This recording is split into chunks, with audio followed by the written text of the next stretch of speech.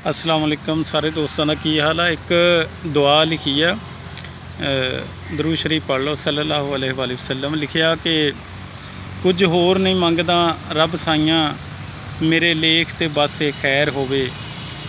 कुछ होर नहीं मंगदा रब साइयां, मेरे लेख ते बस खैर होवे। हर शाम नबी दे दर गुजरे, हर सुबह मदीने शहर होवे। हर शाम नबी दे दर गुजरे, हर सुबह मदीने शहर होवे। ते किते कुल्ली होवे दर नेड़े, जदों जी आखे लावां गेड़े। किते कुल्ली होवे दर नेड़े, जदों जी आखे लावां गेड़े।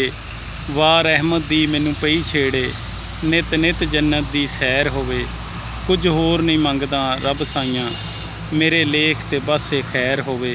हर शाम नबी दे दर गुजरे, हर सुबह मदीने शहर होवे। ते तरे लेख अखलाक विचारे दा, कम बन जाए दर्दां मारे दा। तरे लेख अखलाक विचारे दा, कम बन जाए दर्दां मारे दा।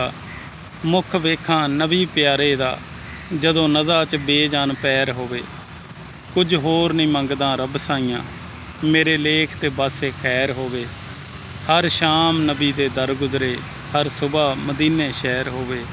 हर शाम नबी दे दर गुजरे, हर सुबह मदीने शहर होवे। सल्लल्लाहु अलैहि वसल्लम।